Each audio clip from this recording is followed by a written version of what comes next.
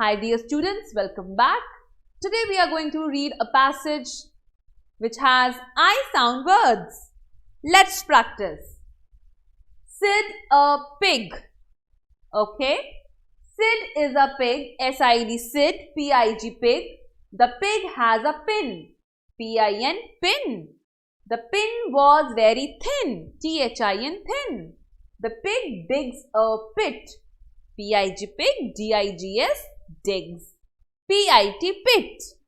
The pig put a lid on the pit. The pig put a lid, L-I-D lid, on the P-I-T pit. Sid is a pig. The pig has a pin. The pin was very thin. The pig digs a pit. The pig put a lid on the pit. Read again, practice more and learn more. Bye-bye.